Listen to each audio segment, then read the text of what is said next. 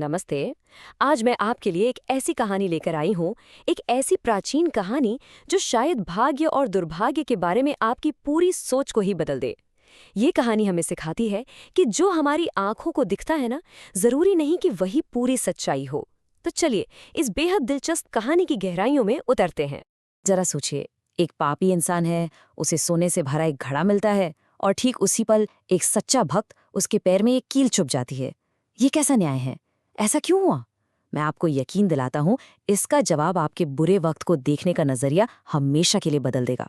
तो हमारी कहानी शुरू होती है एक छोटे से गांव में। यहाँ दो आदमी रहते थे जिनकी जिंदगी और जिनकी किस्मत एक दूसरे से बिल्कुल उल्टी थी। ये कहानी असल में विश्वास की एक परीक्षा है। देखिए, एक तरफ था एक बहुत ही नेक भक्त। उसका पूरा जीवन, उसकी सुबह शाम बस प्रार्थना और दूसरों की सेवा में ही गुजरती थी। और दूसरी तरफ था एक बहुत क्रूर आदमी जो अपना सारा वक्त जुआ खेलने में और लोगों को धोखा देने में बर्बाद करता था। मतलब जमीन आसमान का फर्क था दोनों में। फिर एक दिन, एक दोपहर, दोनों के रास्ते मंदिर के पास से गुजरे। भक्त, जैसा उसका रोज का नियम था, प्रार्थना करने मंदिर की ओर जा रहा था और वो क्रूर आदमी जुआ खेलकर बस मंदिर के पास से निकल रहा था। और ठीक उसी एक पल में कुछ ऐसा हुआ जिसने सब कुछ बदल दिया। एक को मिला अचानक दर्द और दूसरे की किस्मत अचानक चमक उठी। जैसे ही वो नेक भक्त मंदिर के अंदर जा रहा था, एक जंग लगी तीखी कील उसके पैर में बुरी तरह से घुस गई। वो दर्द से चिल्ला उठा और उसने आसमान की तरफ देखकर पूछा, हे भगवान, मैंने तो पूरी जिंदगी तुम्हारी भक्ति की, फिर मेरे साथ ही ऐसा क्यों? मेरे हिस्से में ये दर्द क्यों? और अब सुनिए, ठीक उसी वक्त मंदिर के बाहर वो क्रूर आदमी ठोकर खाकर गिर पड़ा। लेकिन जैसे ही वो गिरा, उसकी नज़र जमीन में गड़े एक घड़े पर पड़ी जो सोने के सिक्कों से लबालब भरा था।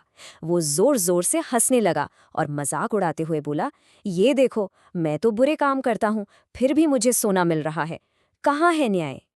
अब वो भक्त, उसका दिल टूट चुका था, उसका विश्वास हिल गया था। वो सीधा गांव के एक बहुत ज्ञानी संत के पास पहुंचा और उसने बड़ी बेबसी से पूछा, गुरुजी, ये कैसा न्याय है? उस पापी को सोना मिला और मुझे सिर्फ दर्द, आखिर ऐसा क्यों? और बस यहीं से कहानी में एक बहुत बड़ा मोड़ आता है। संत ने उसे समझाया कि बेटा, जो तुम देख रहे हो वो अधूरा सच है। असली जवाब आज में नहीं, बल्कि तुम्हारे अतीत के कर्मों के खाते में, तुम्हारे कार्मिक रिकॉर्ड्स में छिपा है। इतना कहकर वो संत एक गहरी समाधि में चले गए। उन्होंने अपनी दिव्य दृष्टि से उन दोनों आदमियों के कर्मों का पूरा बही खाता देखना शुरू किया, उस छिपे हुए सच को खोजने के लिए जो इन दो अजीब घटनाओं के पीछे था। और जब संत ने अपनी आंखें खोली तो उनके पास एक ऐसा जवाब था जो उस भक्त के और शायद हम सबके होश उड़ाने वाला था। उन्होंने बताया कि जो हुआ और जो असल में होना लिखा था, उसमें बहुत बड़ा फर्क था। किस्मत को दोबारा लिखा गया था। संत ने समझाया, सुनो, तुम्हारे कर्मों के हिसाब से आज ठीक इसी समय तुम्हारी मृत्यु होनी तय थी।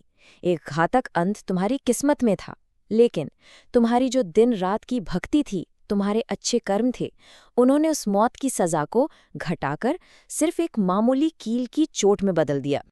और फिर संत ने जो उस दूसरे आदमी के बारे में बताया, वो तो और भी ज्यादा चौंकाने वाला था।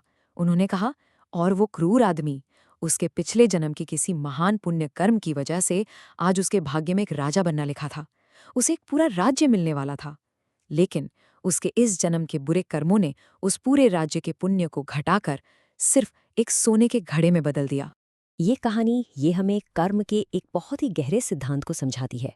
इसे कहते हैं कृपा का तकिया या द कुशन ऑफ ग्रेस। चलिए जरा इसे और अच्छे से समझते हैं कि ये है क्या। देखिए, वैदिक शास्त्रों में एक चीज होती है प्रारब्ध कर्म। इसका सीधा सा मतलब है हमारे पिछले जन्मों के कर्मों का वो हिस्सा जिसका फल हमें इस जीवन में भोगना ही पड़ेगा। ये वो किस्मत है जिसे आप टाल नहीं सकते, इसका सामना तो करना ही पड़ेगा। लेकिन यहीं पर कृपा, या जिसे हम डिवाइन ग्रेस कहते हैं, उसका काम शुरू होता है।